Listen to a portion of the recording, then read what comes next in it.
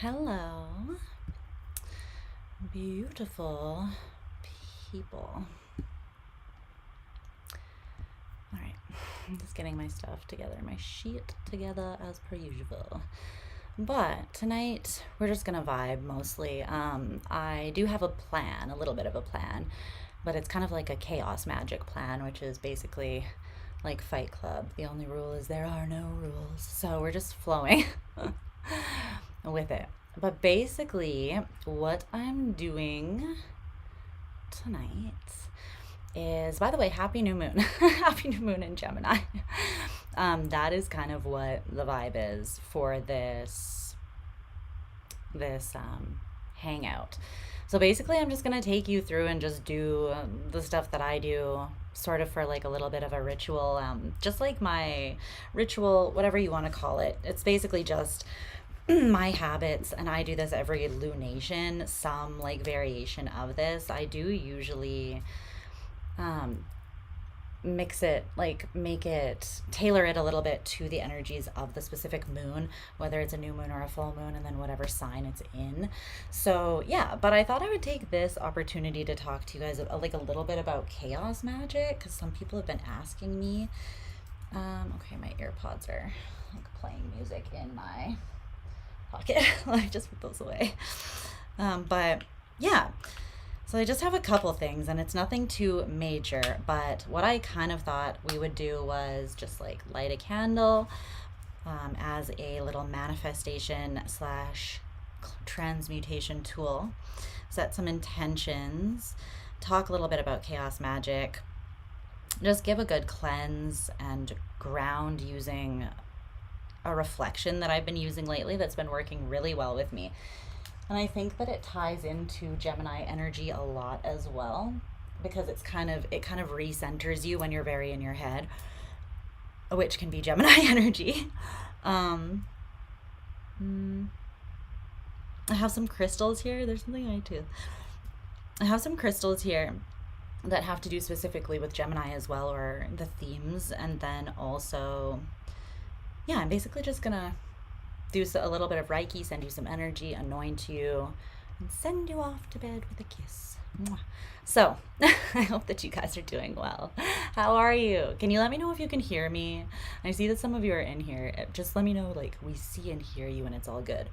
One time I did an all signs and I was like talking mutedly. Let me just make sure the audio is on for like 2 minutes straight, and it was very embarrassing to watch back. Shauna, the bat signal. The bat signal is up. Can you hear me? Hope you can. How's it going, baby? So Shauna and I are both Gemini moon bitches. Woo! And so this is ours. This one's ours, Shauna. Let's do it. What's up, Rochelle? Yay, I'm glad you can make it. So yeah, it's gonna be pretty chill. And I'm just gonna kind of let you know the things that I decided to work into. I thought that maybe this is one thing that some of you have asked about. So first of all, like what kind of magic I practice, which is chaos magic, and I want to tell you guys a little bit about that because it's dope and I love it. It also ties in really well with Gemini energy. I feel like it goes along with it. But also just like little habits and rituals that I do, I'm tying some of them in here because they fit really well. But I'm also kind of going to tell you what process I go through to decide what I want to do for a ritual, like how I basically layer intention, because that is the most important and powerful thing when you're doing magic. So you just, yeah, it's really about your intention more than anything.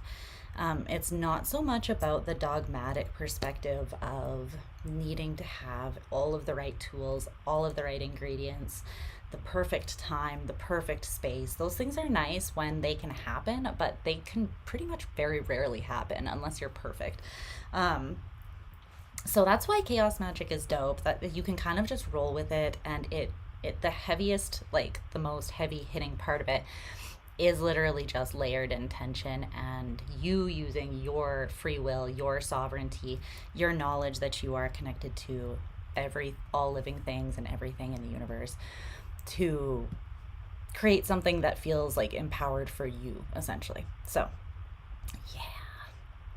So, where should we start here? Let me just maybe give a little order. I have like a very small little, I just listed what I want to do basically so that I don't forget like what I want to go through and what I would need for each thing so that I could actually, like a little bit of a shopping list so I could get it together. So just give me 1 second. Okay, so we're going to start with the cleanse. I'll start with the cleanse, and then the grounding, and then the candle, and then we're gonna do the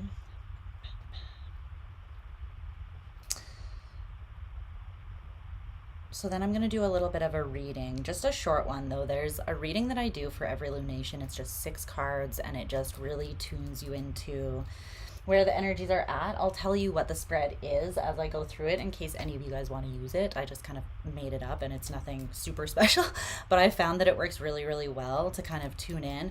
And I journal the same spread every single full moon and new moon.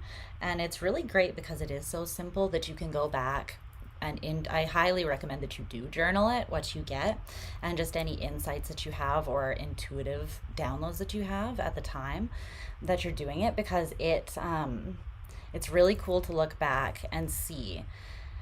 And when you do, it's usually kind of crazy how many things have come true or manifested, or how on point it was. And it's a short enough time period because there's only a couple weeks between each like new and full moon, that it's still pretty fresh in your mind. So I feel like it's a good way of doing things. So I'll share that with you.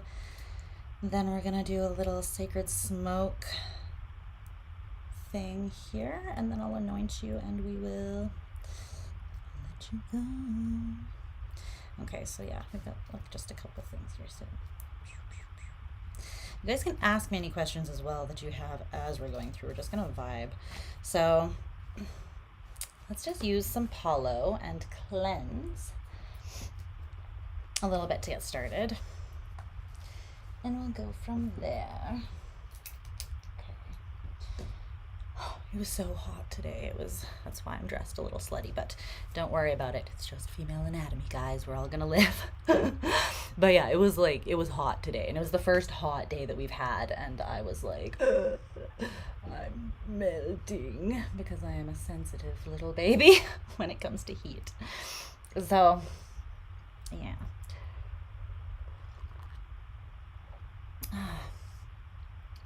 Okay. Let me drink some tea. I didn't bring anything to put this.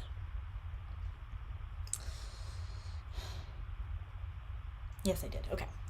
So let's use our good friend Palo Santo here, which I've been using a lot lately, and I went through a period where I didn't use it as much just because I was trying to be kind of like, oh my gosh, responsible with it. And I still do that. I use it only very intentionally and sparingly if I can, just because it's so overused and sometimes not, harvested in the right way to preserve it. So I try to use sage as well and other things like that, sweetgrass and things like that, as an alternative. So just keep that in mind. But there's a certain like softness and warmth about Palo Santo that is unmatched. And sweetgrass comes pretty close, but Palo just has this vibe and I love it. So we're going to use some Palo tonight. Okay. Let's light it up. Let her burn for a second.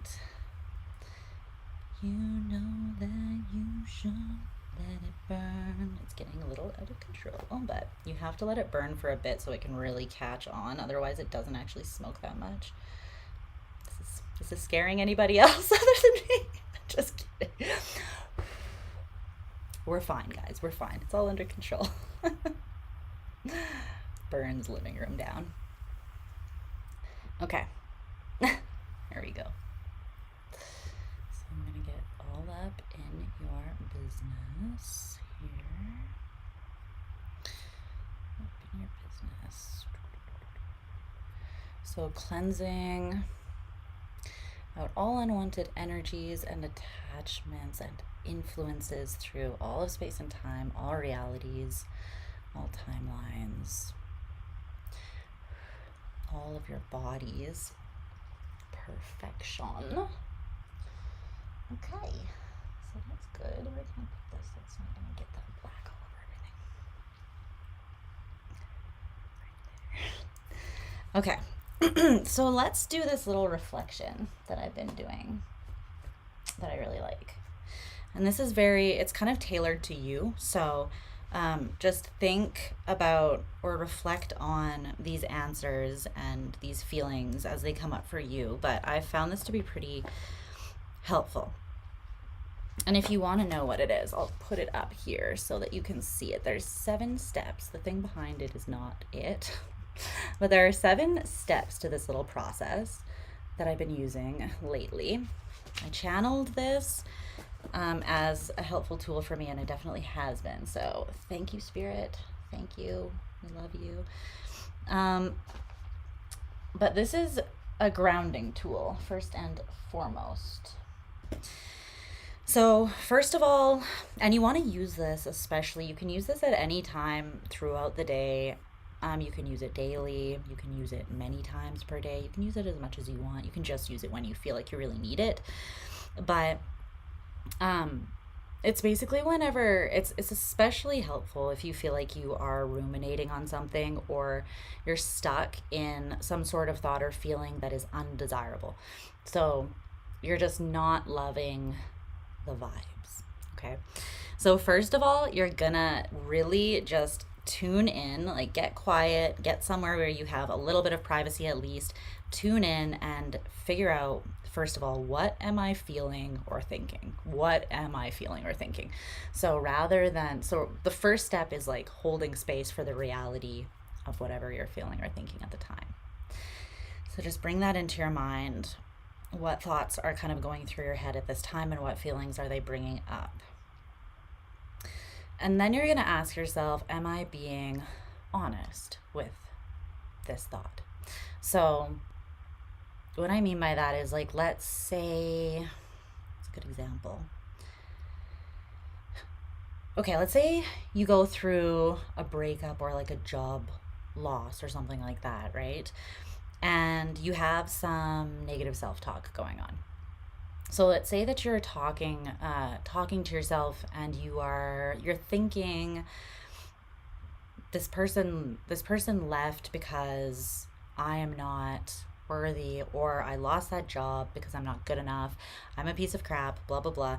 Or let's say you're assuming how somebody else feels and your thoughts are based on that, spiraling from that. So when you're asking yourself, am I being honest? I want you to base that on the facts that you have right in front, like the reality that has been laid out in front of you, what people have actually said to you. And yeah, so even if you assume that someone's actions mean a certain thing, I want you to just stick for this part really, really strictly to what you absolutely know. So even if it's something that you don't know and you don't know if it's true or not, then the answer to am I being honest would still be no in that sense, because you're not totally certain. So you would say, am I being honest? Okay, no, I'm maybe making a bit of an assumption because it's a difficult situation and I'm feeling a little bit crappy about myself, right? So you be honest with yourself from that point, and then you let the truth permeate. So whatever the truth is, so the truth for that would be what I just said. The truth is that I'm making some assumptions because the situation is difficult, etc. The 4th step is let the emotion resonate. So you get to the truth of it. You're going to assess what you're feeling or thinking. Ask yourself how honest that is with the facts. let the truth, like what you really do know, kind of hit you a little bit. Sit with that for a second. And then whatever emotion comes through in resonance with that truth, I want you to sit and be with that emotion as well. So if we're sticking with the same example, let's say, then maybe the feeling or the emotion is grief surrounding the situation, the loss, which is why you're overthinking it to begin with. Or maybe the emotion is just regret over something that happened or didn't go the way that you wanted it to.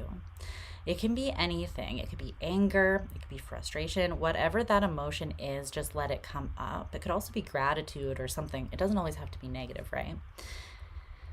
And then you've kind of got to the baseline truth, you've connected with that emotion and held space for it. Then I want you to hold space to honor the experience on a grander scale. So think about the whole experience in entirety, not just how you're feeling and where you're at in the details of it now, but kind of try to zoom out and hold space for the overall experience. So let's say it was a job that you lost, then you would think about all of your time at that job, maybe like what it taught you, blah, blah, blah. If you're thinking about a relationship that's ended, then think about the wholeness of that relationship. And the best part about this is that if you want to see a silver lining hard enough, like bad enough, you'll be able to find one, a reason to be grateful for any experience. You just have to want to find it bad enough. And sometimes I know it's really hard to find that, and it's hard to want to find that. But the getting, like, zooming out and having a greater perspective on any situation is going to kind of help you get there, or at least see like maybe a grander reason or theme behind the overall experience, because sometimes we can get stuck in those details, right? So then you're going to bring your free will into it.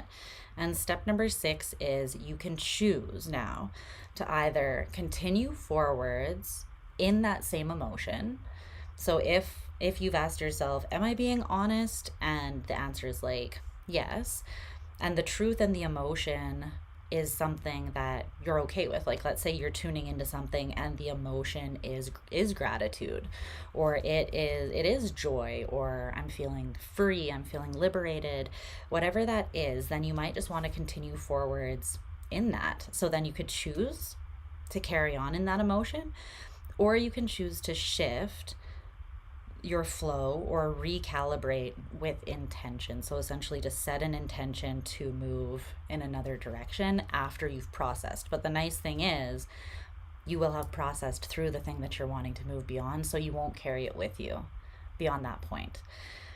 And then lastly, you're just going to ground the energy, ground into the intention that you set. And I always ask at the end as well, once I've kind of envisioned like roots going from my base chakra essentially, or my feet, whatever you prefer, down into like the core of the earth and kind of anchoring me, then I like to just ask for like to be surrounded by a violet flame of transmutation, which is basically just like spiritual or divine support and protection, is kind of how I see that.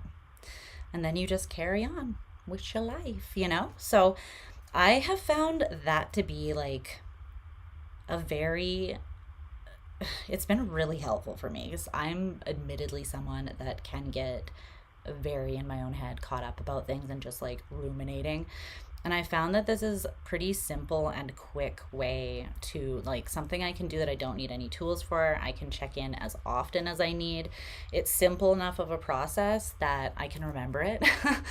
And yeah, it's been really effective so far. So if that works for you and is helpful, and let me know in the comment section, because I'd be really curious to know.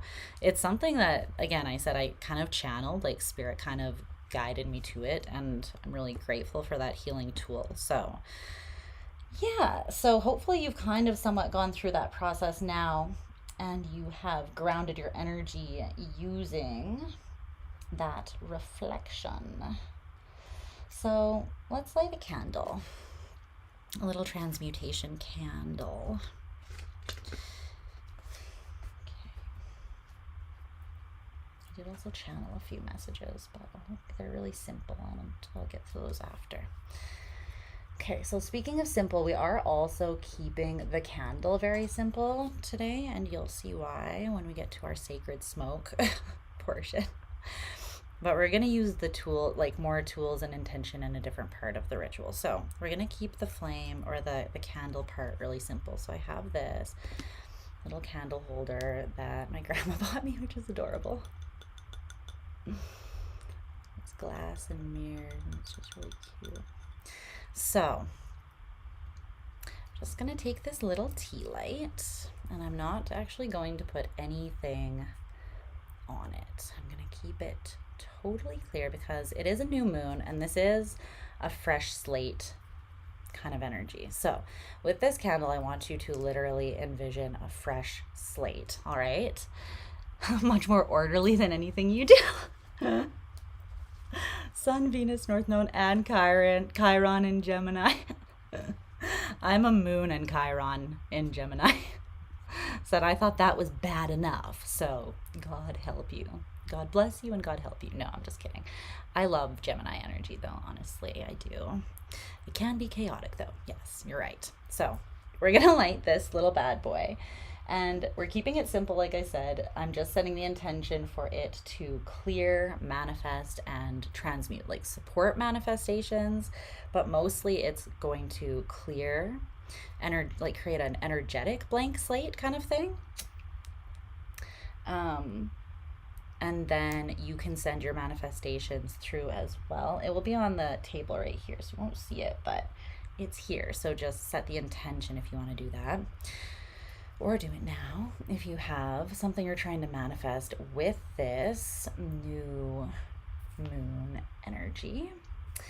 You can work with that little guy to do so, but I'm also going to ask it to just transmute and keep the energy clean and clear as we work through everything else that we're doing. Boop. So she in there, you can you see it? There she is.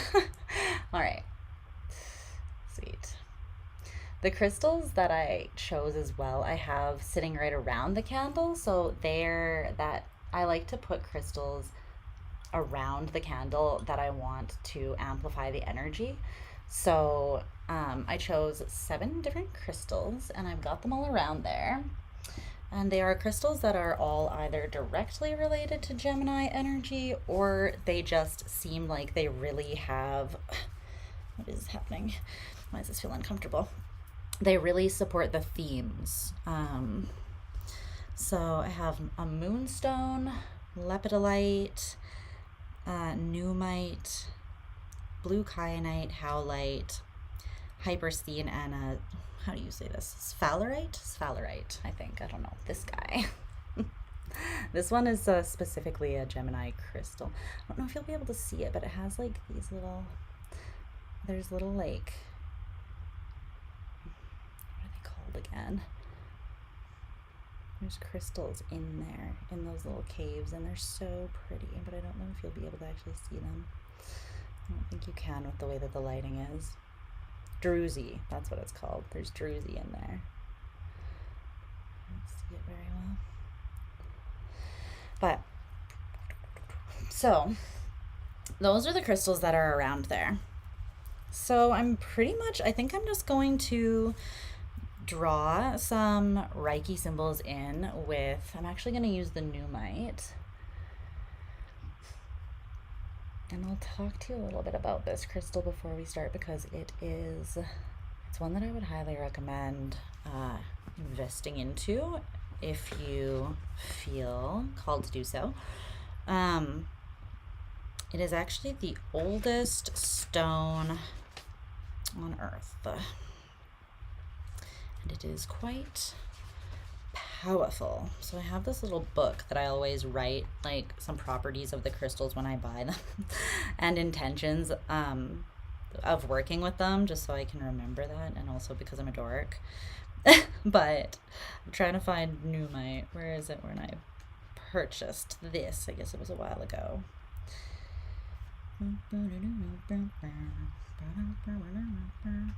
Let's see.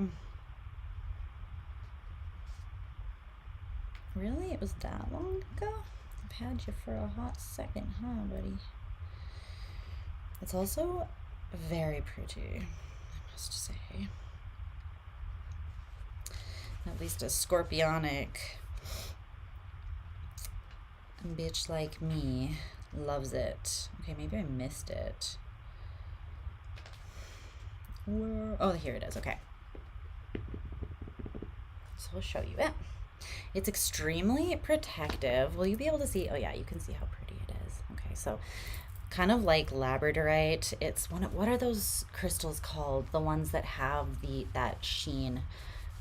They're in the same family. Moonstone, lepidolite, I think, labradorite, and numite's also a part of that group. So it has these little almost like stars in it. It's so pretty. This is what it looks like. But yeah, it's the oldest stone on Earth. Isn't it so pretty? Right? Oh, it might be really behind.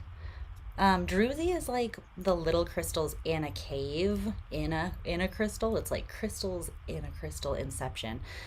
But this is not called druzy. This is called something else, and it's like when it has the part in it that catches the light and shines like that. I don't remember what it's called.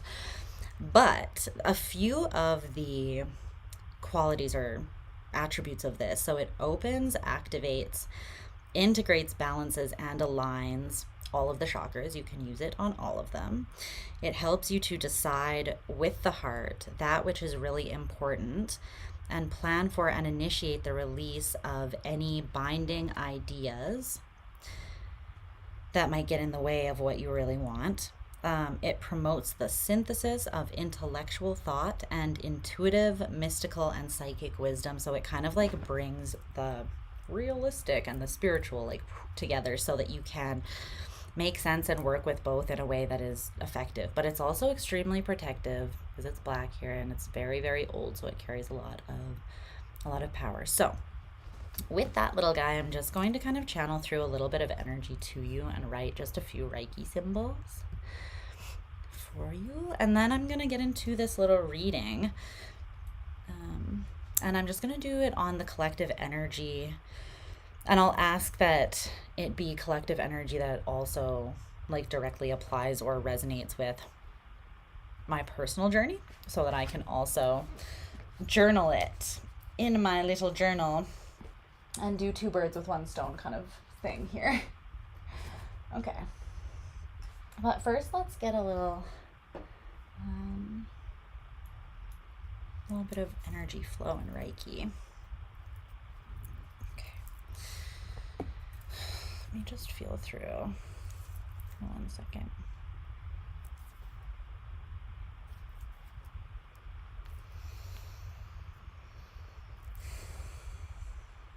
So Reiki energy work can be done long distance. It's called like remote.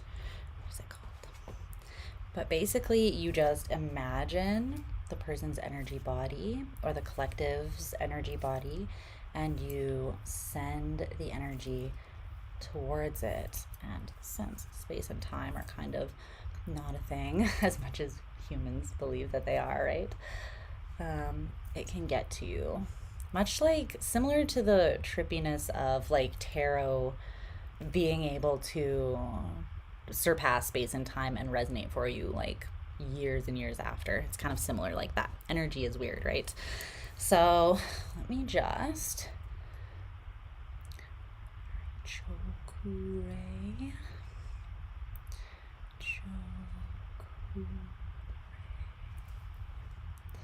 Just gonna send energy through my palms here to you.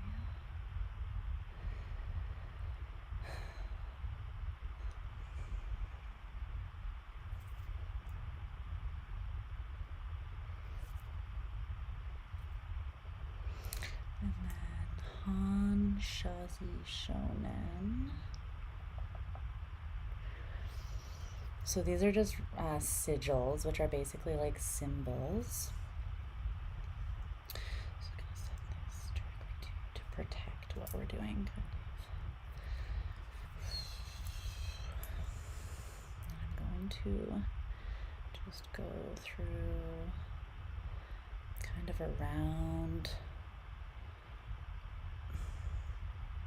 your consciousness to specifically work with the mind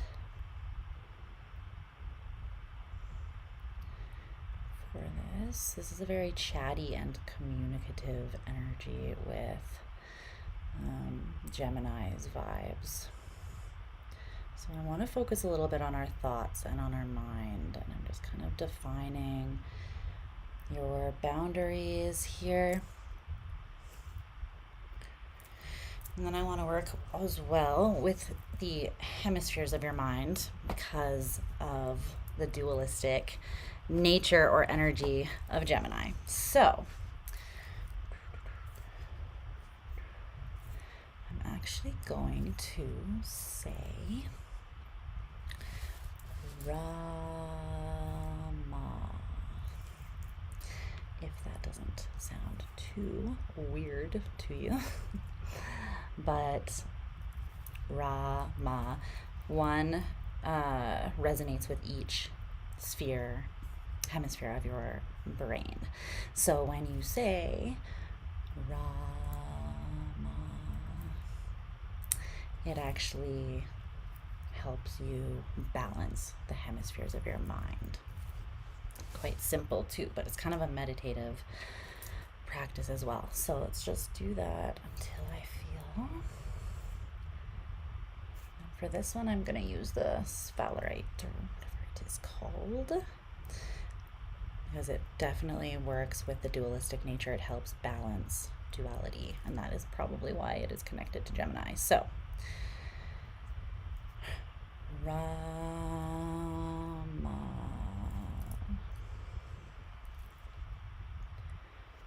Rama,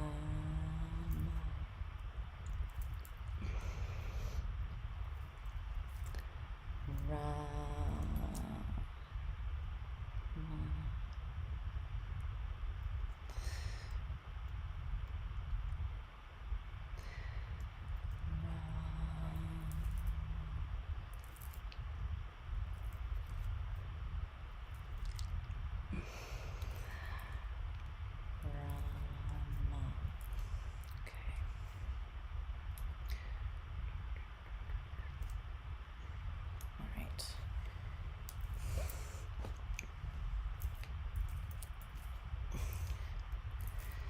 it feels like, and actually I was thinking about this before when I was thinking about the themes of the energy for this moon specifically. You know, Gemini is very much, and the third house, which is connected to Gemini kind of, is about communication, and it's about, like conversation, right? And in some ways, it kind of connects to community in that sense, or at least like dualistic, like having a conversation with somebody else, right? And I feel like the collective energy is very loud, which is why I'm wearing a hat to cover my crown, because I was like, I don't need to be hearing the collective's everything right now, because I will tune into it, because I'm very sensitive right now, and always. But you might be picking up a lot on the collective's conversation or chatter.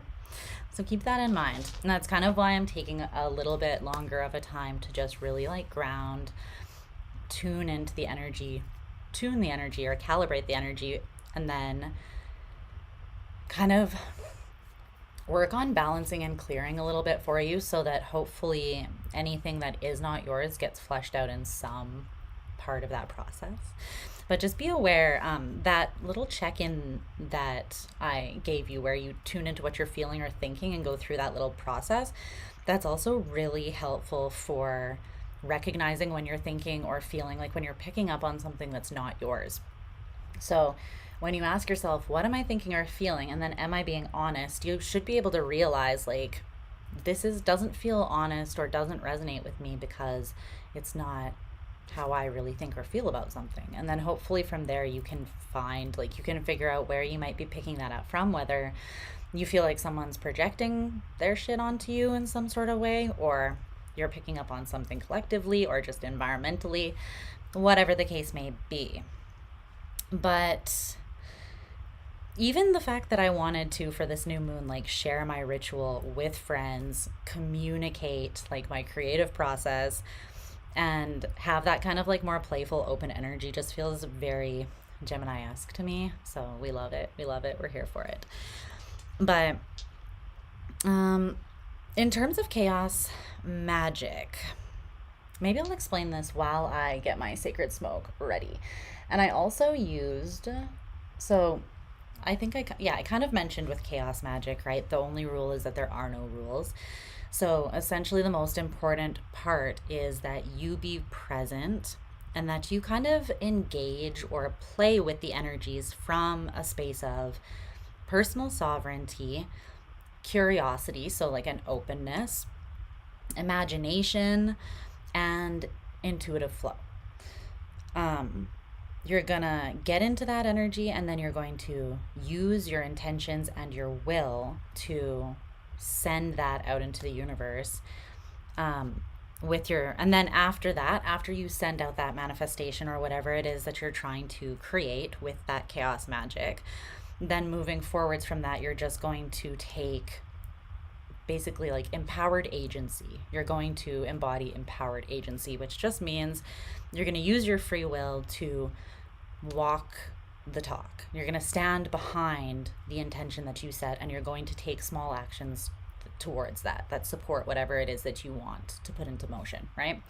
So you're telling the universe, I'm serious about this, basically. I'm taking steps, and it doesn't really matter how big the actions are as long as you are showing the universe, I'm meeting you halfway. Like, I'm doing my part, essentially. So that is pretty much all there is to chaos magic. You, like I said before, you want to layer your intention. And the more layered and focused and overall intentional and meaningful to you that your ritual is, or whatever you want to call it, that you're performing or doing, the more powerful it will be. The main and most important part about chaos magic is recognizing your own connection to everything, your own infinite nature, and then being certain of that, like being assured of that in your mind as you're doing it. So essentially being confident that you have the power to create your own ritual, to do your own magic, that you don't have to follow dogmatic rules and regulations set out by other people, that you can do you can do it however you want to do it, because you are a powerful creator and you're connected to all of creation. So what can you not do, right? So I feel that chaos magic is very empowering, and that it's playful and fun, and it's the most empowered and like effective type or approach to magic, to practicing magic, that I have come to. And also because you kind of get to create and do your own thing, you can add elements from other practices as well. So like, let's say your family practices voodoo or hoodoo or something like that. You can take parts of that practice and use it, but combine it with other things that are very personal to you as well. So you can do that. You can mix and match. You can do that. You can totally do that. So just play with it and see what the most effective things are for you and what feels good and natural to you. Because the more natural that a process is resonating and flowing through you, that's going to tell you that that really aligns with your energy. And that means that you can put more of your energy into that, and it will be stronger. So trust what feels right for you, even if it's not something that feels right for other people. Trust that, okay? So when I say layered intention, I kind of mean you want to take everything into consideration. Where you perform the ritual, does the place have meaning? Or if it doesn't have specific meaning, are you going to, like, let's say, do some intentional cleaning of the space before the ritual, with the intention of creating a sacred space for that, right? So location, and then you can choose, obviously, like the tools. So for this ritual, we have lots and lots of layers, right? We've already done a cleanse with the Palo of the space. We've already done a little like energetic check-in and ground. We've got the crystals to amplify the candle that we also have. And then we are going to do this little card pull, and you might want to like leave a card that's significant to you out on your altar or wherever you will see it for the next couple weeks until the next moon, just to keep you maybe in alignment with your energy or the energy you're trying to move into. But see like all of the different layers that we have going on. And then I also have this anointing oil, this cedar wood, and you're going to use things too that have meaning. So like I said, with the crystals that I chose them intentionally to go with the theme of Gemini. But you don't have to have a bunch of things, a bunch of tools. Just work with what you have and layer the intention. You can layer intention through action without tools as well, right? So you might want to do something like write or speak affirmations, do a physical meditation, ground and cleanse the space through intention, right? And all of those things you can do without any tools, but that would still be an example of layering your ritual. So the last thing that I'm going to do, we're doing the pull first. Okay, so here's my spread. So I'll tell you guys what I do. I always journal in this book, so I'm just going to look at the spread in this book because it has all my past ones I've done in it. Okay, so what I like to pull is 6 cards. And I usually pull an oracle card and a tarot card for each of these placements in the spread. So the overall energetic theme for me of that specific moon, so that will tell you what the overall theme is going to be for you for the next like 2 weeks essentially, as well as you move through the energies of that lunation. And then I pull a card for me, so the energy that I am personally embodying at that time. So it's kind of like energetic landscape theme around you, and then the energy that you are actually embodying. A revelation or something that is being revealed to me that is going to have a powerful impact at that time. The greatest challenge for me at that time, what is shifting or coming into being or moving out. So I just say shifting. And then lastly, a piece of advice. So theme, your energy, revelation, challenge, shifting, and advice. Six cards, okay? Super simple, but I feel like it captures everything that you need to know. You know what I mean? Well, let's just take a moment and do that. And like I said, I'm setting the intention now that the messages that come through are collective messages, but that they also resonate with me personally. So I can just journal about this later. So we will share this. We'll literally share this little ritual together. And because sometimes, right, when I'm pulling cards, like, it doesn't necessarily mean that the messages resonate with me, that all of the messages resonate with me just because they're collective. Sometimes it's like, it's just not for me. So let's see. Let's tune in here.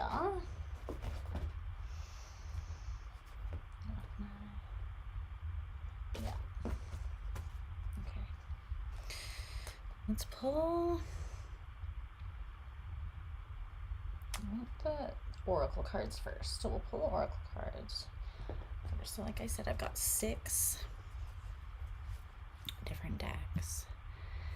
And so, yeah, we'll focus on the collective energy, but also the intention that this collective energy resonates with you guys, with the people who are here right now, so that you can take something a little personal from this reading as well. You can take some personal messages or meaning from it, and hopefully you feel that it resonates for you, okay?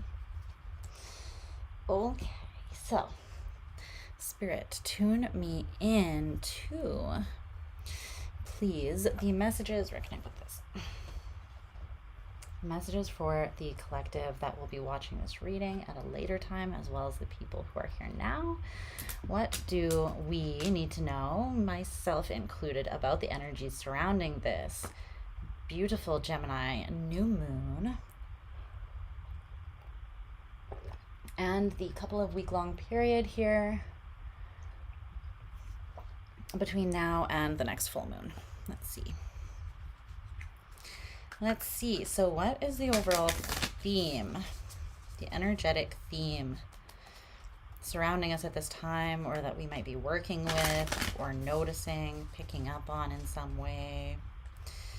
What is it? What is it?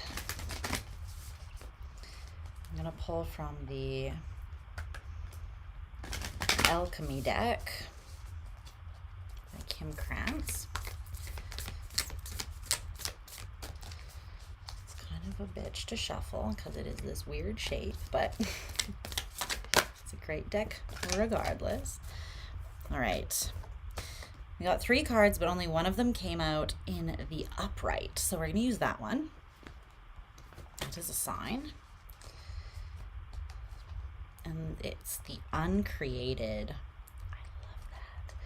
So I'm going to read the description from the book, actually. I don't use the book for very many oracle decks, but this one, I honestly feel that it always gives me something to chew on, and I always learn something that, what's up, Lissetti? I always learn something that I did not know, and I feel like that is so beneficial. So yeah. This is the deck, in case you guys are wondering, and Kim Krantz is the same person who did the Wild Unknown Tarot, in case you guys are wondering. She's got a couple oracle decks, and obviously that tarot deck is very well known as well. She is chef's kiss as an artist. So I'll show you the card in a second. I just want to see where it is in here. The uncreated. There it is. Okay, page 175.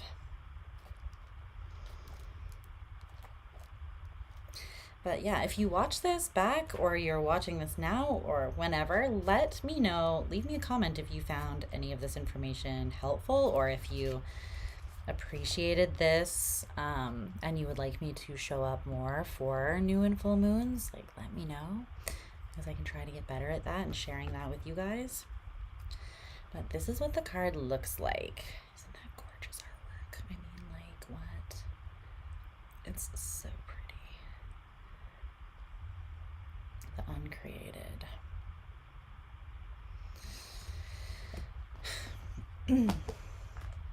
Okay. I think I'm actually going to get all of the cards out before I fully dive into reading the messages, because that way it won't be so I'm hearing discombobulated. That feels very Gemini word. Gemini word. But it won't feel so scattered and broken up, essentially. So now I'm gonna pull a oracle card to signify the energy that we are embodying, or one prominent energy that we are embodying, or a belief that we're embodying here.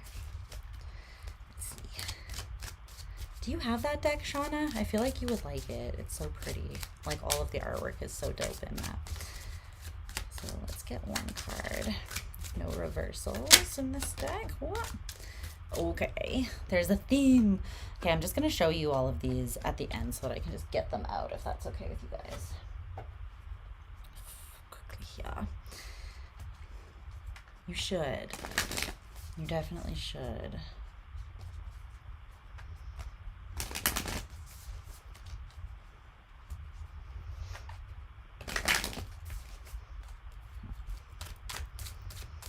A different Kim Krantz. Do you have the archetype one?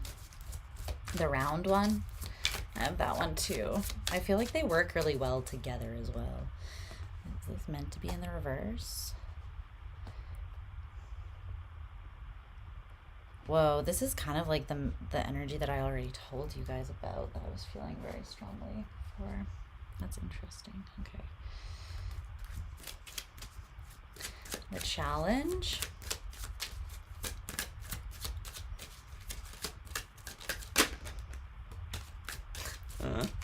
Okay. Oh, Lord. I see a theme, guys. I'm feeling a clear theme here. Okay. 1 second. Just 2 more oracle cards here. Let's get no reversals from this deck either. What is shifting for us? My gosh. I don't know if you saw the way that flew out. Okay. And then advice. Whoa.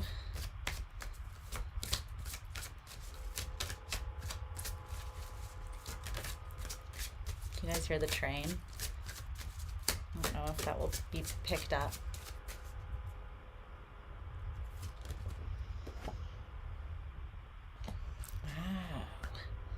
Wow. There's something, yeah. Okay, so there's something here. I do want to share these downloads that I had, that I wrote down, that came through a little bit. I'll do that while I'm pulling the tarot cards to go with this, because I'm feeling like they are definitely resonant. I wasn't sure if these were just for me or if they were for everybody, but now that the cards are coming out the way they are, I feel like it's for everybody. So, I'll also put this up here in case you want to screenshot it, but those were the downloads, and I'll explain them a little more deeply as I pull these tarot cards. So, the first one is what you speak or think matters and influences. So I think sometimes we forget how much our words and our thoughts do have power. We don't always see the impact that they have, and I think that that's why we forget, or we just doubt ourselves, you know. But especially at this time, especially with the Gemini energy, it is super important, and I mentioned this in the all signs that I did last night.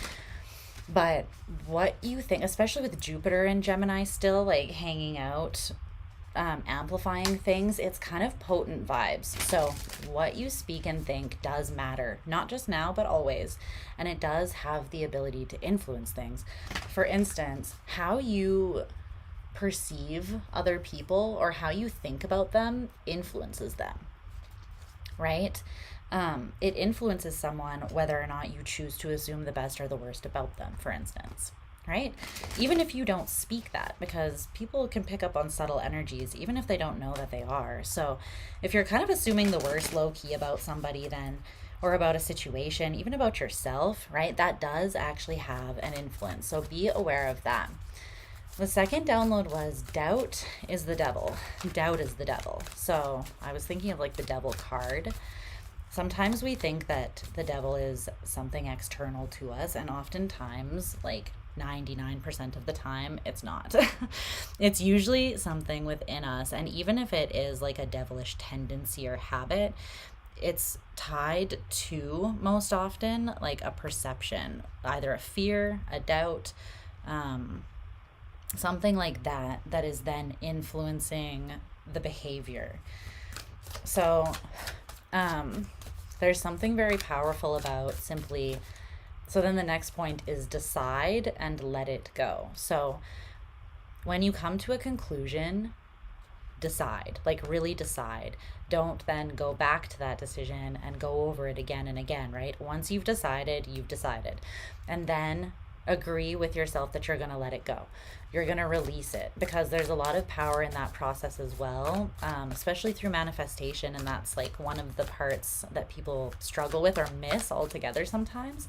If you don't let go of the manifestation, the universe can't co-create with you and then send it back to you. So that's important. And it also will help you bypass this doubt. It's like once you've decided, then just let it go and don't question it anymore. And if doubt starts coming up, then remember that ultimately the only thing to fear is fear itself, because fear feeds fear. So the more that you feed fear, the more that it grows, and then it has power and control over you. But ultimately, fear is just a way it's kind of like a lens or a frame that we see the world through, right? And we could just as easily choose, because it is a choice, even if we don't always feel like it, we could just as easily choose to see the world through a lens of compassion or a lens of curiosity, as we could fear or even excitement, right? Because excitement and fear are actually on the same wavelength in your brain. They're the exact same wavelength. And the only thing that really determines whether you're feeling like anticipation and excitement versus fear is you and your perception of that emotion, which is pretty interesting. It shows you how much power you really have, right? So your decisions do matter. They do influence. So keep that in mind. You've got the power. The next one is assume sensitivity and extend grace and care. So this is if you're dealing with other people or even just the collective. It's easy to get frustrated sometimes and assume that like other people aren't feeling things the same way that you are, or that maybe just because someone's not showing their sensitive side that they're cold and unfeeling, and that they're not as hurt maybe or affected as you are.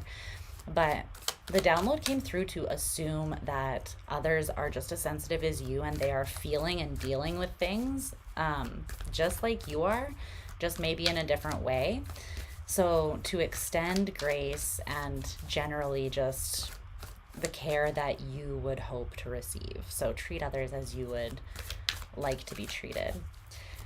And then the last point was focus, communicate, and explore with a sense of optimism and openness. So stay open, even when you are focused. Stay open. So that's kind of like discernment, right? Is even if you're focusing on something, trying to figure it out, you can't be truly discerning unless you're completely open, because the truth could be anything, right? And you have to be completely open to allow for whatever the truth may be to come to you. So you're not being truly discerning unless you are being open and having that sort of like curious or like exploratory approach to something. So those are the downloads that came through. All right, let me get 6 tarot cards to go with these oracle cards though, and get into it. Aww, I love it. I'm using my Moonchild deck for obvious reasons. Spirit. You guys. Spirit's like sometimes just knows exactly how to hit me in the freaking feels. I swear. They relish. They revel in it. Okay, let's go 4 more cards so that I can share this adorableness with you. But I love it because we have 2 pages, and pages are very innocent and childlike, you know, and it's very Gemini energy to me, especially the fact that we have 2. I feel like that's adorable. Okay, 3 more cards.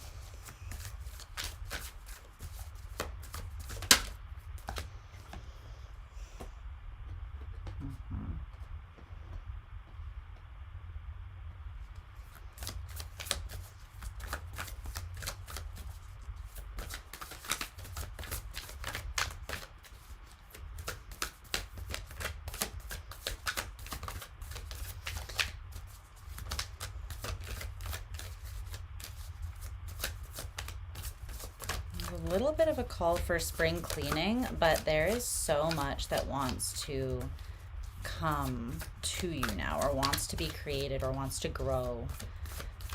It just needs kind of a balanced intention and a solid foundation to sit on, and that openness. But it looks beautiful, honestly. I want these cards to fall out on their own. Thank you. Thank you.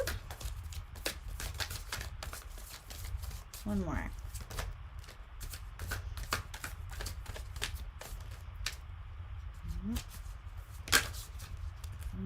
Okay.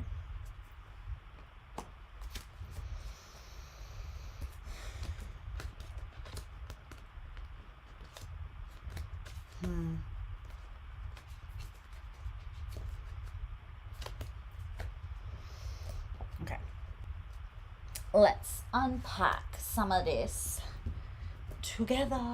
Oh, I didn't get that book. Where did I put that book? I thought I had it. Oh, it's right there. Okay. Don't worry, guys. Got it under control.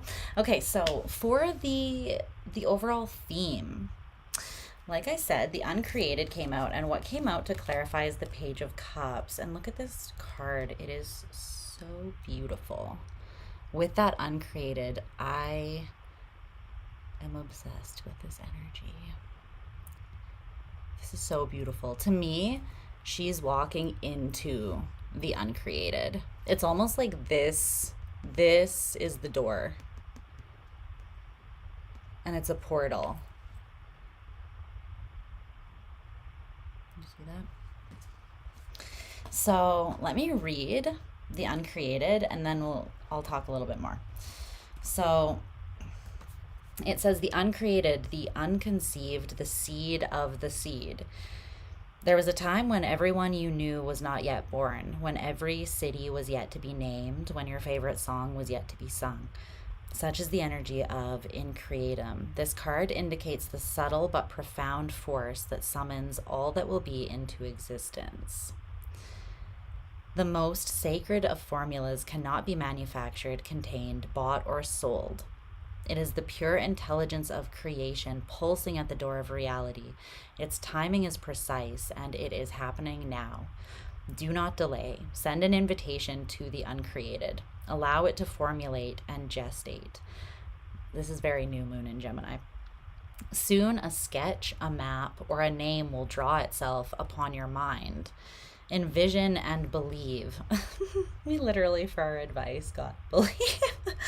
The architecture of the future is within you. All ground is fertile. Life begets life.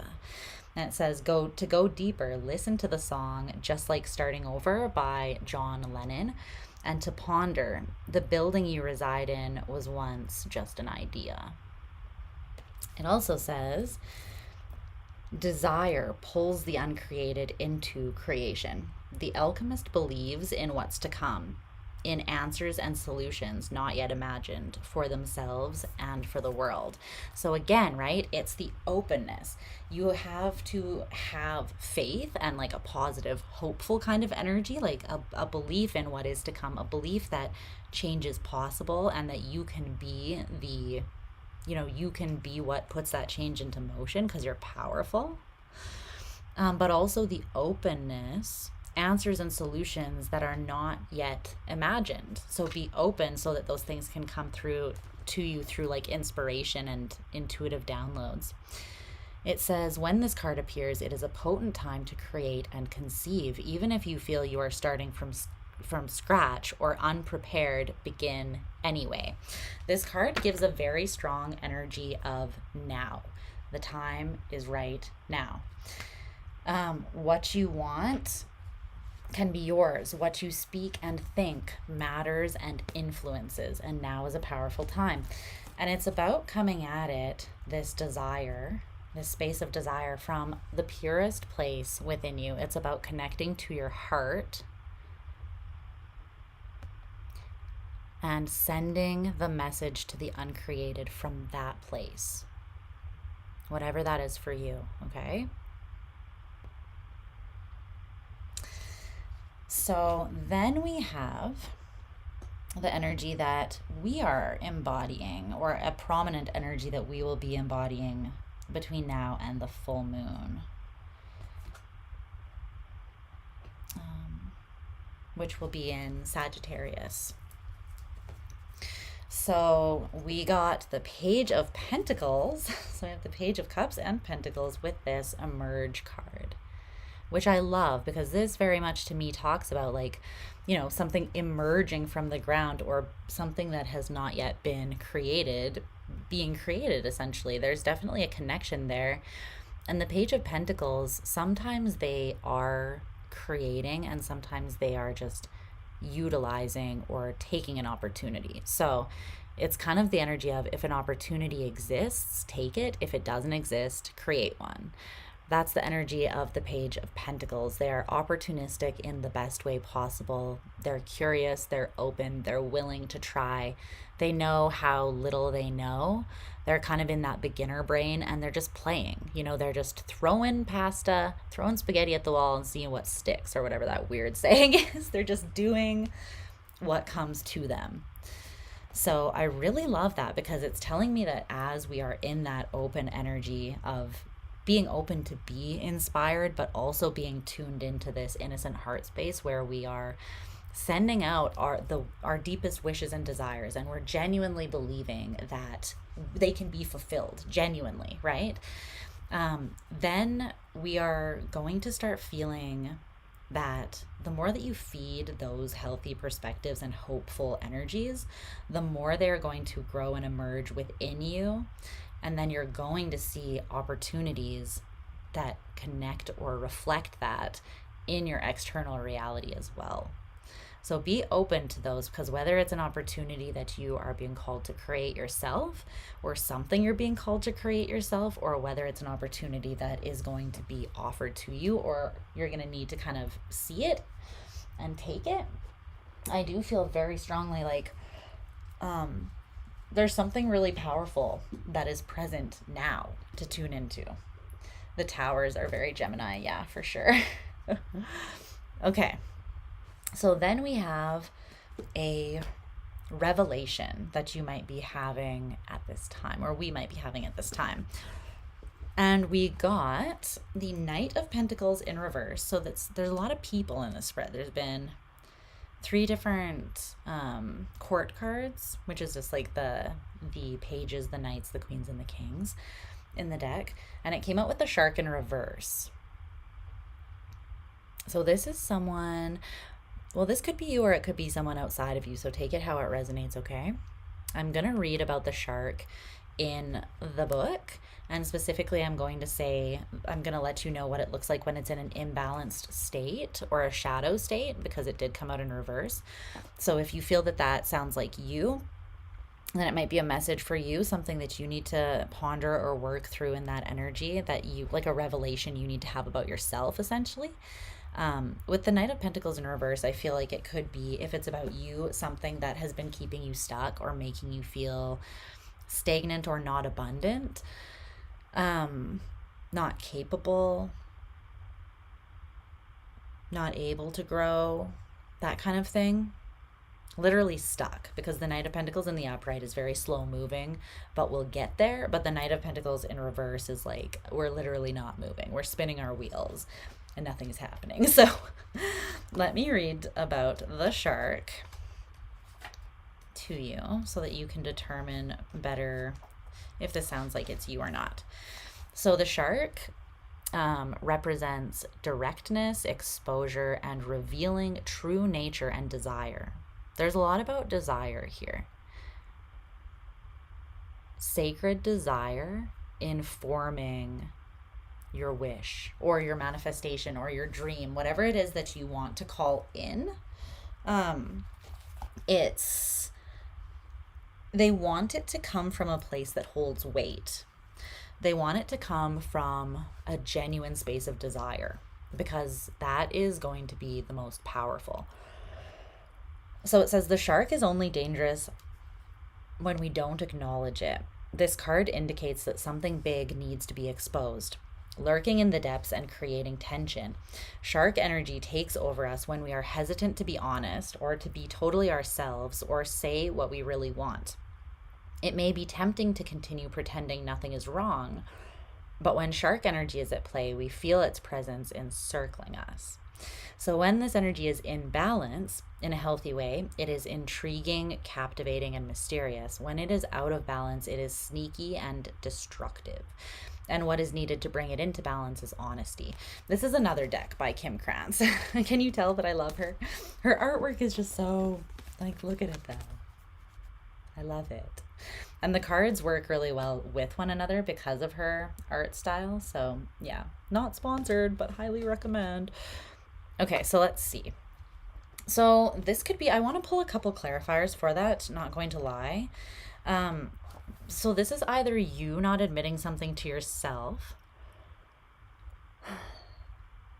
but it wants to be acknowledged or exposed, and it is actually dangerous for you to not look at this for some reason. So that is telling me that it could lead you into dangerous or uncharted waters if you don't realize something and keep going along the path that you're on. Or there could be something that wants to be expressed in you in terms of like you just being yourself, a part of yourself that maybe you've repressed. Or again, maybe you haven't actually stated your desire to somebody else. So whether it's something you're not being honest about with yourself, someone else, or just the world at large, this is something, if it's you, that you feel very tempted to be like, it's all good, nothing's wrong, everything's fine. But this presence or this energy is going to continue encircling you and pressuring you essentially until you do something about it. Now, if this is someone outside of you, that's what I want to clarify a little bit more. Sneaky and destructive. It could be someone, if this is someone outside of you, it's someone that you're not in contact with, or they're not making any moves physically. However, their energy is very close. It's like circling around you. So this could be someone that you are not in contact with, but you feel their energy extremely heavily, especially over the next couple weeks. So that could be because of the way that these energies are impacting this person, or it could just be because they're thinking heavily about you. But I want to get a little more clarity. So if the shark in reverse, for those people who the shark in reverse is somebody else, what else can you tell me about this energy, and why is it important? The revelation element of it, why is that important? To be aware that this person's energy is around, and how is it being sneaky and destructive, or how is it influencing the collective? The Five of Swords in reverse.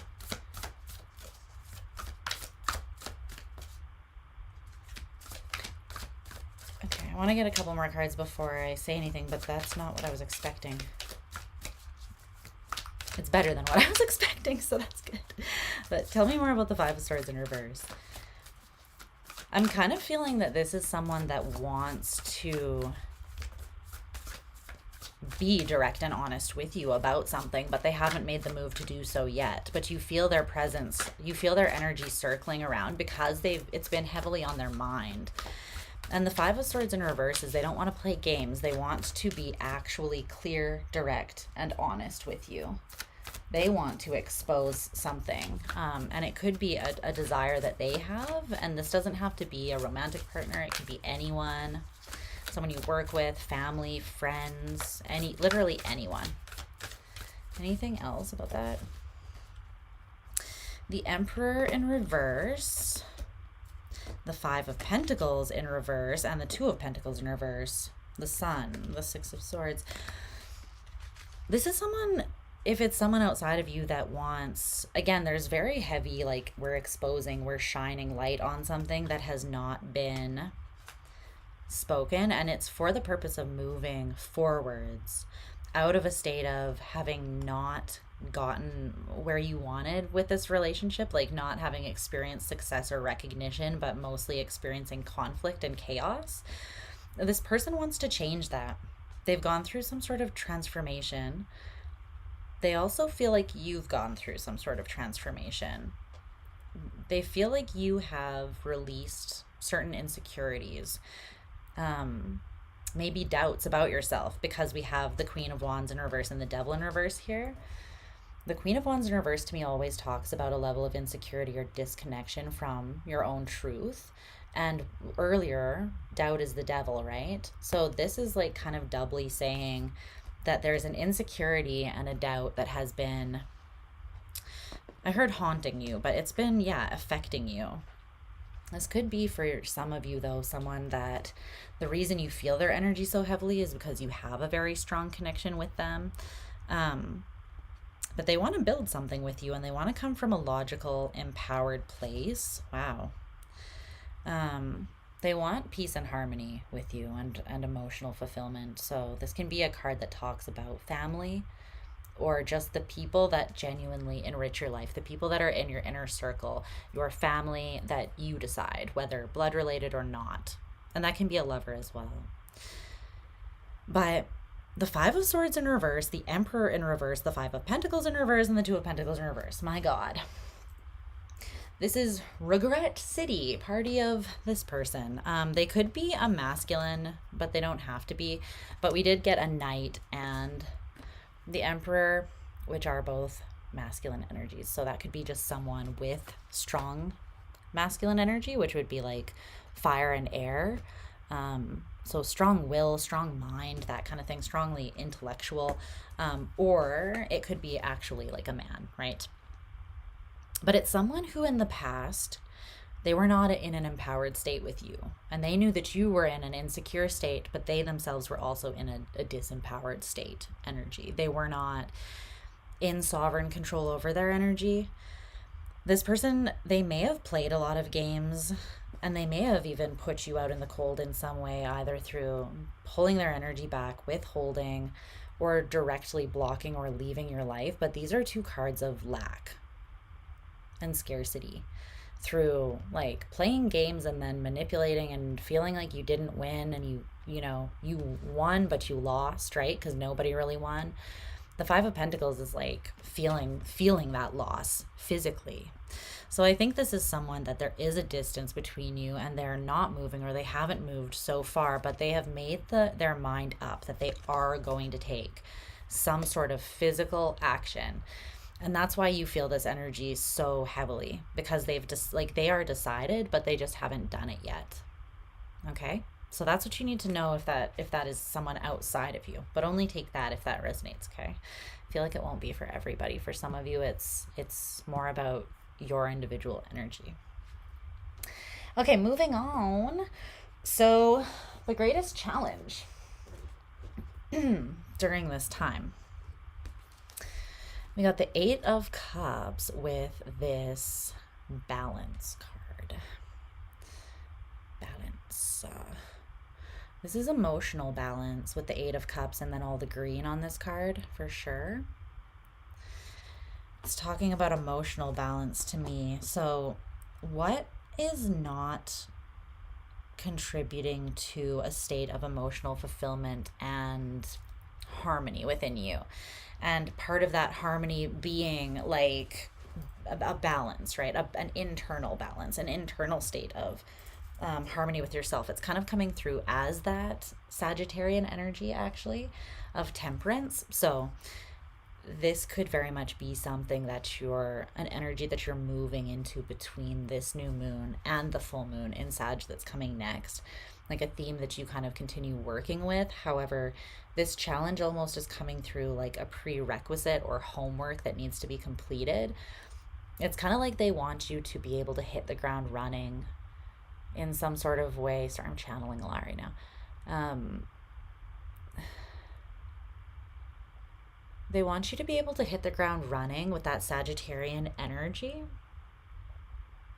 And so there's some sort of balance and harmony, especially of the heart and with your desires, but the desires from the heart. So your most authentic and pure desires. They want you to be in tune with those things and have some level of balance. And I heard and security within them. So that would be like emotional security, I guess, there. And also a lack of doubt, I'm hearing. So again, it's like decide what you want, flesh out the other things, or determine what is not, like what is currently in your life that is not lending to that outcome that you desire. And again, it doesn't fucking matter how likely you think this outcome is. Take that and Kobe, like throw it into the trash can, bottle up that piece of paper and throw it into the trash can. This is about being a dreamer and knowing your power. I love that I went through all of that stuff about chaos magic, because this is about knowing that you can call in, that just you enough, just you, your being is enough to call in what you want. And I feel like you will have it. Everything is so positive, showing like support towards you having what you need and what you want, what you need and what you want. It's both. Because desire isn't always for something that is a need, right? This is like you being fulfilled on many, many, many levels. And I'm seeing that it's something that you're actually not really expecting.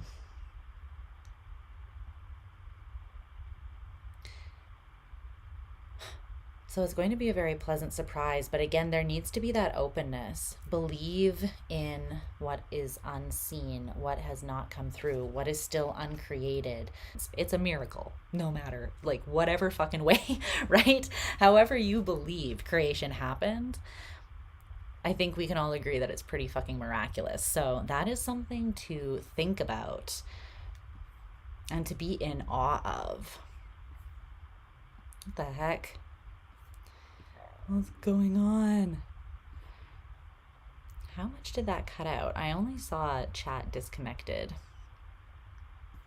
I have like full bars with my Wi-Fi, so I do not know what it is doing. Can you guys see and hear me still, though? It says it's connected back again. And we're almost done, so I don't know why it did that. Am I back, though? It's showing me as being back. Shauna, tell me that I'm back. And also tell me how long I was gone for. Just a second? Okay, sweet. I'm like, what the heck? No, it's doing it again. Why is it doing this? One second.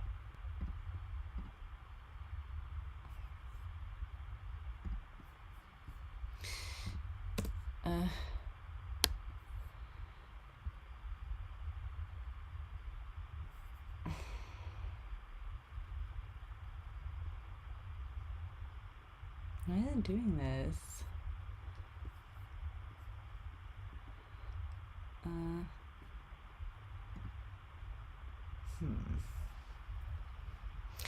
Okay, I restarted my internet.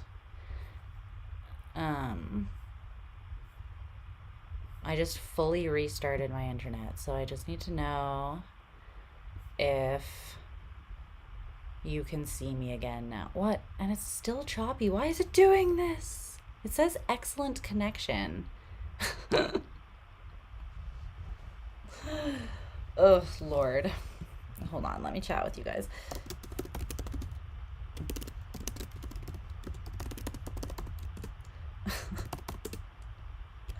Okay. I restarted my internet completely. Well, I just like logged off my Wi-Fi and logged back on. I literally restarted the router before I started as well, just to make sure it would be clear. And it says excellent condition or connection, but then it's just like, just kidding, you're not connected at all. So hopefully you guys can see and hear me and it didn't cut out too much. And hopefully it will be better now that I restarted it. I'm just going to focus on getting, okay, there's a lag now because now it's just at the part where I was typing. Like you were just seeing the part where I was typing. Okay. F, now we're not in alignment anymore, but that's okay. I'm just going to finish the reading and try to get through that without getting interrupted by this anymore. Because it looks like it's just super laggy, like you guys are seeing way behind what I'm seeing on my end now, but it's still, it looks like it's going to catch up. So hopefully I'll just get through it before it disconnects me again. I'm gonna pull this down so I can actually see though if it does disconnect me again. Okay. So hopefully it didn't cut out anything about the actual reading, but we're getting into what is most likely to shift between now and, or to shift with this new moon. This new moon's energy is going to facilitate this shift. You're going to help facilitate this shift. And then this shift will take place between now and most likely the full moon in Sag when the next lunation comes. So we got the Four of Wands in reverse. Did you see that little tiny moth just fly by? I don't know if you saw that. That was weird. Oh, the window's open and there's a million of them in here. Hold on one second. Are those moths? Yes, they are. Okay. Please tell me that they're not mosquitoes. They're not. They're not mosquitoes. They're moths. All right. So this is what came out for what is shifting. The Four of Wands in reverse with this card, number 51, the arousing. The arousing. It says shock, crisis, upheaval, awe-inspiring, dramatic power shifts, unpredictability, and a shakeup that's a wake-up. So, boop. So yeah, even though the Four of Wands came out in reverse, that is what is shifting dramatically, drastically. So I'm not mad that it came out in reverse, because I feel like the shift that you're not expecting is actually the Four of Wands turning in the upright. And I feel like this is like, it's going to be an awe-inspiring, dramatic shift that is unpredictable. It's something that you are not expecting. And with the Four of Wands, this does talk about like balanced connection. It also talks about unbridled joy and celebration, celebrating yourself, celebrating others, those closest to you. It can literally talk about a party. So there might be some sort of event coming up for you guys that's really significant that you might really want to make sure that you attend if you are invited. Is there anything else that I should clarify about that? Give it to me in 3 shuffles if so.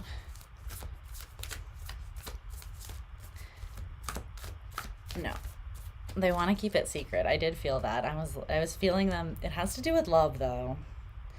So whether this is much deeper self-love, there's something that they want you to be optimistic about. Here's all 4 pages. Because we already had the Page of Cups and Pentacles. Then at the bottom of the deck, it's the Queen of Cups with the Page of Wands and the Page of Swords. I'm telling you guys, there's some sort of loving communication that you are not expecting, but it is on the horizon. It is. I feel like whatever this is, it was put on ice because there was shadow work that had not been done, and it was causing a misalignment. So either within you, so this could be 2 ways, right? Either, sorry, there's a hair in my lip gloss. Luna things. It's still there. But there was a misalignment. So whether this was within yourself, if it was within yourself, then it would be like you felt like you were at a perpetual crossroads, not able to make a decision or truly move anywhere, because, and the reason for that was because there was a lack of shadow work. There's something that had not been integrated or worked through internally that was blocking you from aligning with something that is very much for you. And it would have been like then you were the person that was not empowered and sovereign in your own energy, and you needed to see and shift something or work through something to move that energy so that now this is going to shift. This could also be someone else though, and it's someone that is destined to be in your life who has already made the decision that they're coming towards you. And if this is them, then they've done a level of shadow work that allows them to come towards you in a way that is a lot more honest, accountable, clear and direct, and I want to say intentional. They have a higher perspective surrounding what they want. These 3 cards just fell off the bottom of the deck while I was holding it. Love spirit sometimes. The Hanged Man with the Magician and the 4 of Pentacles in reverse. This person is someone, whether it's you or someone else, who has gained a higher perspective, a transcendent perspective through a phase of maybe isolation or feeling suspended. And they now know what they want. Their will and intention is aligned with their higher knowing. It also feels like they have taken action to release some physical habits that weren't serving them, the same way that you're being asked to release some emotional attachments that aren't serving you. Okay, so if that's someone else, then that's what's shifting. And it's someone then that you love, whether it's family or, you know, like again, a friend or an actual romantic partner. It's someone that there has been a disconnect with, whether they've been physically out of your life or whether you've just felt at odds with this person. It's hurt your soul, like it's hurt your heart, because this is someone you genuinely love. And they love you too, and you may have questioned that because of their actions or their lack of action. But I feel like this person has just been figuring it out, to be honest. So that's shifting, and it's not going to be anticipated. Okay? So get your party pants on, people, because something is happening. All right, so lastly, the advice. The advice for you at this time. It's the 10 of Wands with the Believe card. The 10 of Wands with Believe. Number 4. This is what came out. Show you the 10 of Wands closer. So I am going to read.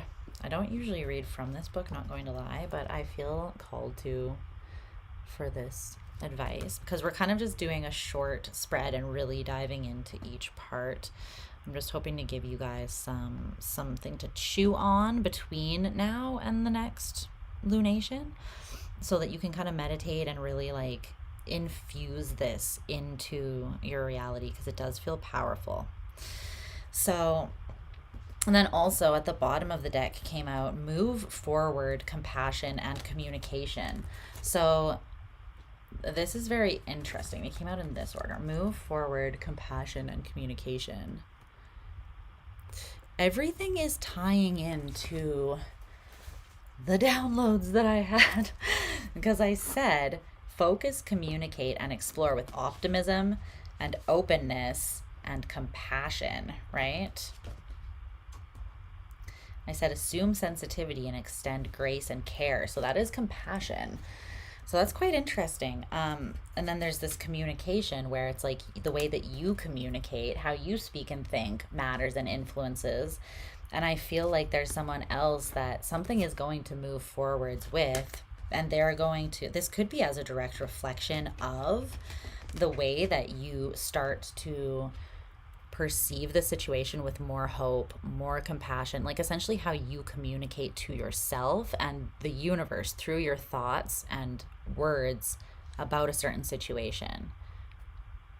So again, understand that you do have more power than you may feel that you do to influence things. And that doesn't mean to control somebody else's actions, no, but it means to draw positive outcomes in, no matter what that looks like, right?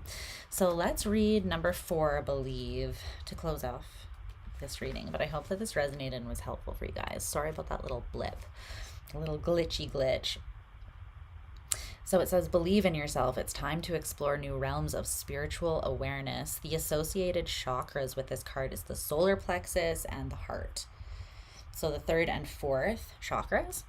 And the affirmation is, I am courageous as I soar to new heights of spiritual awareness. So some of you are going through a little bit of an activation or a phase of ascension, essentially. You could also be having intuitive or spiritual gifts or psychic gifts open up to you at this time. New heights of spiritual awareness is just kind of making me feel that way, but it says, for a long time, you cautiously walked, watching others shine and soar to heights that seemed unreachable for you. If you were drawn to this card, Spirit is encouraging you to take that next step and join the birds that fly through the rainbow-filled skies. Take a chance. If you fail, you fail. If you make a mistake, then learn from it. Life has no guarantees, and if you spend your life waiting for guarantees before taking the plunge, you will be waiting around for a very long time. Life is not meant to be lived perfectly. That is not the lesson, nor is it even possible. It's about believing in yourself, following your heart, and living your truth. Have the courage to push through the thoughts that hold you back from pursuing your greatest passions and dreams. You have so much to share with the world. By not believing in yourself, you deny humanity the opportunity to raise its own light through your unique expression. We're all unique, each and every one of us representing different facets of light. and your self-expression is unique to you. So don't think for one moment that you're not as good as another. You're amazing, talented, and so very dear, and not diving in is only delaying the growth of your soul and the souls of others around you. For when you make that choice to give it all you have, others will be inspired by your courage, passion, and creative expression. Release any fears of security, stability, or finances. Trust that your needs will be met when you follow your heart with intentions to serve humanity and do good for others. Doors of abundance and prosperity naturally open. I love that. That is a really powerful message, though. And it's just driving home, right? It's driving home that you're meant to trust. You're meant to have faith. You're meant to have hope. You are meant to believe that things that are not possible, or things that have not been created or not, you haven't perceived as being possible yet, that doesn't mean that they can't be. Right? There might need to be just a little bit of a calibration of your own perspective and maybe where the desire is coming from. Like, make sure that it's coming from a pure place from the heart. But other than that, I'm seeing this energy as being incredibly potent and supportive. And like I was saying from the very beginning, it has so much to do with your own autonomy, your own freedom, your will, your sovereignty, your desires, and your intention, and then the direction or trajectory that you put your thoughts and your words towards. So I feel like this is a really powerful moon to journal your intentions, to write down affirmations, or even to pull cards and journal, basically whatever you feel called to do. But the fact that it came out with the 10 of Wands, which is a card that talks about a lot of energy, like energetic weight. And it doesn't have to be bad, but it's like so much energy is around you, or so much energy is at play. Like, many parts might be moving. Many things could be falling into place at once, or perhaps there's something that has culminated almost to a breaking point but hasn't happened yet. So you could be feeling that around you very strongly. Do not be intimidated by that. See that, if anything, as like a sign that something is on its way, something is coming, because energy will always reach a breaking point and something will come from that. And I'm feeling like it's going to be inspired action, or even inspiration to create an opportunity or to create something, because what comes after the 10 of Wands is the Ace of Wands. So that's what I'm seeing for that little reading for this time. So hopefully you guys find that spread is helpful as well. Yeah, and like I said, you're more than welcome to use that for yourself for around the time of the moon. And the only other thing I was going to do, and I don't really need to do this on video with you because you can't even really see it anyways, the way that I'm set up. No, I need to leave these out actually, because I'm going to journal them after. But I'm going to do a sacred smoke. So I'll tell you how I do that. This won't be for everybody, because not everybody enjoys smoking. But I found this to be a really significant, it surprised me with how much it actually became a part of like my intentional and sacred kind of practice that I do every once in a while. And also how it has really helped me to connect to spiritual tools and like plant medicines and things like that in a much more balanced, productive and clear kind of way, and intentional kind of way. So yeah, I'll let you know a little bit about that. But basically, I'm going to roll. I'm gonna roll something to smoke here. I don't know if you'd still call it a joint if it's not weed, or if only like a small little amount of it is. But I'm going to put in some sacred herbs and things like that, actually. And I'm also going to anoint it. So this is one way of, and you can also do this by preparing a meal, but I feel like it's helpful to include some sort of energy where you are either immersed, so like a bath where you're in the water, a sacred smoke where you are actually taking that, like breathing it in, or a meal where you're ingesting it. I feel like something where you're actually taking something into your body, letting it affect you, and then like, or you can also set intentions or put energy into like a glass of water and then drink it. Whatever resonates strongly with you, you can do.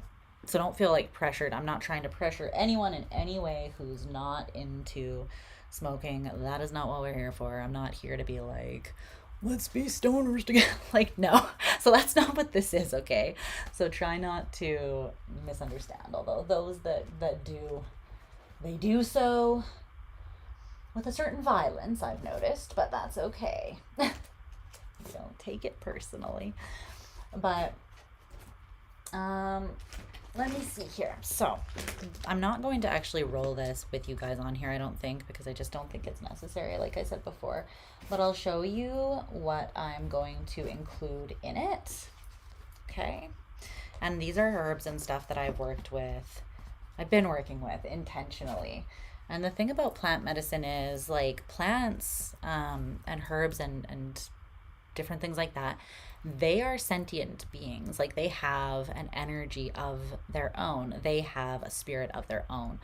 So when you work with them intentionally, you're kind of connecting to the archetype, the personality, you're connecting to the being of them, right? So it's pretty deep and interesting once you start perceiving it as that. And I think that is the difference between someone who is like, I'm gonna, for instance, like, I'm gonna hit the bong and get stoned out of my mind, versus someone who is like, I'm going to roll a joint with rosemary, rose petals, peppermint, blue lotus flower, like all of these plant medicines and ingredients. And then I'm going to like go outside under the moon, and I'm going to kind of be in a very present state of meditation and smoke that. Or I'm going to create a meal. I'm going to be very present with the energy that I'm putting into the meal as I prepare it for myself. And then I'm going to sit down and be present with my body grounded and ingest that meal. So it's kind of about, again, it's about intention and presence. So the things that I am going to add though to this time are, I already mentioned a couple of them, but I'll let you guys know what else I'm putting in there and why, like what the magical attributes are, or some of them. Luna's in her litter box. Sorry, guys. Okay. So what I have, let me see. 3, 4, there it is. 5, 6, 7, yeah. Sometimes when I really want to create like an element of, like, really invite the sacred in, I will work with the numbers either 3 or 7. I don't know exactly why, if this is like numerologically sound, but those are like very, very divine numbers for me specifically. So sometimes if I'm adding ingredients to something, I'll make it 3 or 7 things. But also a rule surrounding magic in general is like working in 3s is quite powerful too. So if you are, let's say, like repeating an affirmation a couple times a day, maybe you want to repeat it 3 times in a row at 3 different points during the day, like when you wake up, at lunch, and before you go to bed. Say it 3 times, kind of thing. But again, it's less about the dogmatic like way of doing it and more about the intention behind it. So if you feel resonant to that being powerful, then go for it. If you don't feel like it resonates with you, then don't worry about it. But I'm going to add 7 ingredients to this particular offering. So I'm going to put rose petals, like red. Luna's here. Hi, Loons.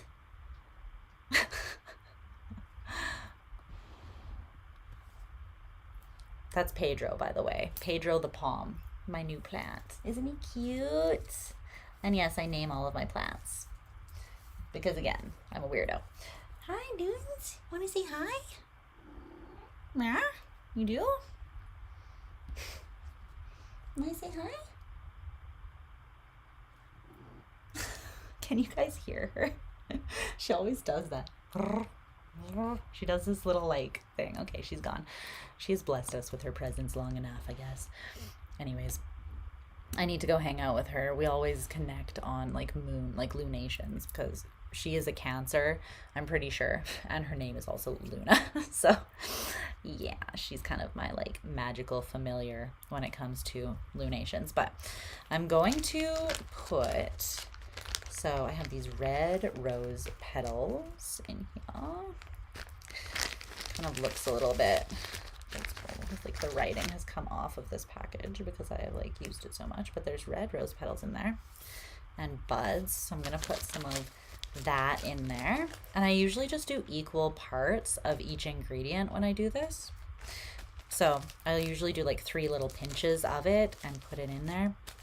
So rose petals, and then mugwort, which I don't know if you can see that it says that on there. So rose petals are good for connecting you to your passion, your desire, and having that come from a place of love, which is powerful. And then mugwort is very closely connected to like magic and witchiness and just recognizing the magic in yourself, but also very, very protective. So I'm going to put some mugwort in there. And then we've got, oh, she back. The foreboding shadow. I love it. Mullein, which is like M-U, I don't know if you can see that, M-U-L-L-E-I-N is how you say that. This is also very, don't even think about eating it. I can tell you're thinking about it. Wipe that thought right from your cute little brain. Don't even consider it. Hey. She likes plants that have these like long, like I have a spider plant, and she like came through the living room and was like, and like literally mowed it like it was the lawn. I came in and it had like these little tiny, there was barely anything of it left. And it's finally grown back and recovered from its trauma. And I'm like, don't you dare. Stay away from Pedro. Anyways. Mullein, this is actually really good for your throat, and it's actually connected to your throat chakra. So you can actually drink this in tea, and it helps heal the throat. It's actually been proven to do that. And a lot of Native American culture uses this in smoke stuff as well, I noticed as I was reading. So that's what it looks like. So I'm putting some of that in to amplify empowered communication and expression of those desires. Then we're going to put in some rosemary. I have this huge thing of organic rosemary. That's literally cute. Oh, it smells so good, you guys. Like, it smells amazing. It's been proven that just smelling rosemary every day improves your memory by like a ridiculous amount. So even just smelling rosemary, but it is an energy of, it basically is very clearing of your thoughts. So it helps you focus, it helps your memory. It stimulates creativity and all of those things. It's very like mentally focused. So it brings you peace of mind through doing all of that. I'm going to use, so we've got 2 more left. I'm going to use some lavender for just overall peaceful vibes, and especially to cleanse and clear and bring peace and tranquility to the crown chakra because of the purple. Also amazing smelling, so lavender. And then the last thing I'm going to put in, like I mentioned before, I'm going to put some blue lotus flower. So this helps with anxiety, it helps with insomnia, it also helps with just making more conscious, intentional decisions, and helping you to relax and unwind. So I'll show you what one of these looks like so that I can send some of the energy through. And you can also put these in tea and drink them as well. It's quite good for you, actually, so you might want to look into that if you feel called to. But they kind of just come like this, all like dried up, and yeah. So I usually just take a couple petals off and put them in as well. Okay? Yeah. So those are the 7 ingredients that I'm using in this. I'm gonna roll them up and I'm gonna take it outside and I'm gonna have a little intentional smoke sesh, and then that is going to be my new moon ritual. So I hope that was inspiring or helpful or something to you in some sort of way, that you got something from some part of that little chill sesh. I am just gonna anoint you and myself with a little bit of cedarwood essential oil before I let you run off on your way. And cedarwood is freaking incredible, honestly. It smells warm, woody, and kind of like balsamic. And it is soothing, strengthening, and empowering, it says on here. Does it say anything else? No, that's all that it says. But what I connect this to is basically like masculine physical energy, but kind of like a grandfatherly energy, or like a very powerful, trustworthy emperor masculine, like a sacred or divine masculine energy, but usually like on the more mature side is what I get from this. So calling in like grandfatherly energy, or almost like the male equivalent to Gaia, is what this feels like when I use it. It's incredibly cleansing, clearing, grounding, protective, but it also feels very soft and almost like, yeah, like your grandpa, like, or like a grandpa. I don't know if all of you had great relationships with your grandpa, but like a cute old grandpa that is just like very knowledgeable and just like so full of love and adorableness and very wise and all of that. That's kind of the energy I get from cedarwood.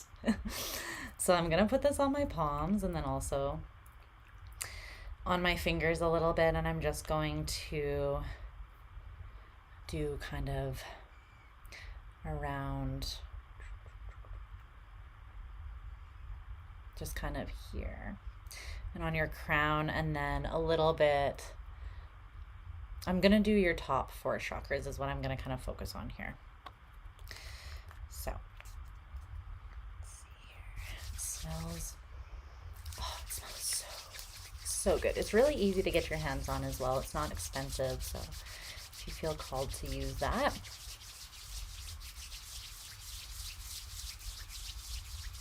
I also have the blue to represent the throat chakra, because there's that mercurial energy happening with this whole thing. So, and then I'm like even wearing jewelry and clothes that are, and I always do this too, that are tuned into the energy. So like the third eye chakra would be the darker blue, the throat chakra would be the lighter blue. So you can really, again, like layer your intention as much or as little as you want, but the more the better, right? Okay, so let's get some of this on my fingers. I actually want a little bit more on my fingers just for you. Okay, there we go. All right, so here we go. Got this. So I'm just gonna start with your crown.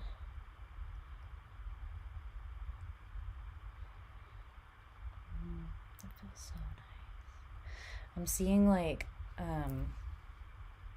stargazing. So some of you, even though this is a new moon, right, so you can't necessarily go outside and look at her, it might be beneficial for you to stargaze or just go outside and be like under the energy of the sky or the moon.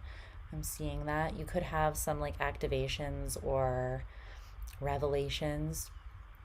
Okay, I'm coming down to your third eye. I'm just going to kind of infinity it.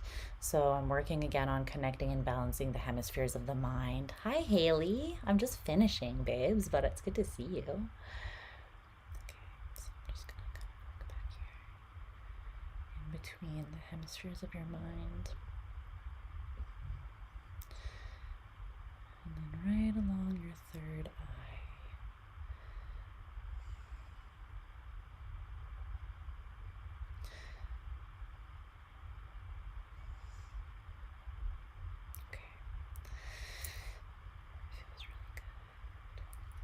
Nice and soothed and grounded in. I hope you guys feel relaxed in your mind, especially.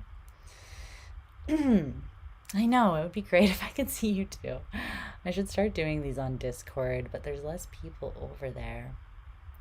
Okay, I'm going down to your throat chakra now. No funny business, I'm just below. I'm just here.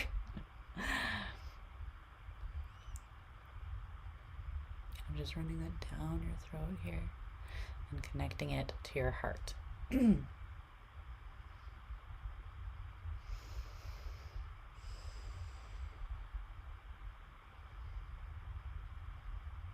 So kind of like inspired, inspiration, divine inspiration coming from your higher self or source, being clearly and directly integrated in a clear kind of way into your third eye, and then you being able to express that or communicate it from a place of pure desire from your heart and have it be received that way as well. That's kind of my intention here, so that you can really ground in what you're hoping to bring forth. All right, so that is our little session, our 2-hour small session, but hey, it wasn't 8 hours, so it's different. But I'm sending you guys so much love, and I hope that you're doing well. Haley, you should watch the rest of the video. I did like a little reading on the collective energies, and it was really positive, so you should check that out as well if you go back. You're welcome, Rochelle. I'm glad that you guys enjoyed it, or that you, hopefully you got something from it. But I feel good. I hope you feel good. I'm sending all of the good vibes out to you. You're welcome, Shauna. Good. I'm glad it was received. I'm glad.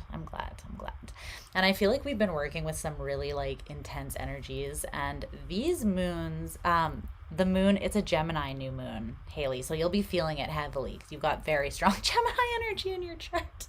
Like very strong. So I think you have, how many planets do you have in Gemini? You have a lot. So yeah, check that out. You're welcome. But what was I gonna say? There's something I was about to say, I don't remember. Yeah, sun and rising. So it's hitting you in your first house, plus your sun is there. So it's, a big deal for you. It should be kind of revolutionizing, or you could call in something that is very aligned with your most authentic self. So yeah, check that out. But yeah, watch the whole thing or watch the reading, or whatever. I'll try to put some timestamps. I didn't put timestamps, like write them down as we were going, which would have been intelligent, but I did not do that. But I will. All right, what I was saying, I feel like we've been moving through a bit of a dense period, like dense energies. There's been some intense transits that have been making us all feel a little bit on edge, just a little bit, and even if we're experiencing and engaging with those energies from an empowered sovereign place, it still has felt like a lot of pressure, because like, for instance, when Mars and Pluto oppose in the sky, shit gets real and it gets a little bit violent. for the sake of transformation, but a little uncomfortable, right? So I love the positivity of the messages and the energy that are coming through with this new moon. It feels genuinely like, oh, I love you, Haley. Thank you. Like a fresh slate. It feels good, exactly like it should, with a Gemini new moon. And yeah, so I really hope that you guys feel those vibes. I hope that you embrace them and embrace your own power, and that you dream freaking big and call in the desires of your heart, the dreams of your heart, because now is apparently the time to do it. So that being said, mwah, I freaking love ya. Love ya all the way to the new moon and back. And I'll see you guys again soon. I'll see you on Saturday. Actually, I'm doing an all signs on Saturday starting at like 6 p.m. MST. So if you want to come vibe, come vibe. But for now, I bid you adieu. And I hope that you have an amazing new moon and a great period next couple weeks. I hope that everything that you are dreaming comes into fruition in the most magical and beautiful way possible. So with that send off, I'm going to let you go, but have a great night, you guys. I'm sending you so much love, and I'll talk to you again soon, okay? Mwah. Bye.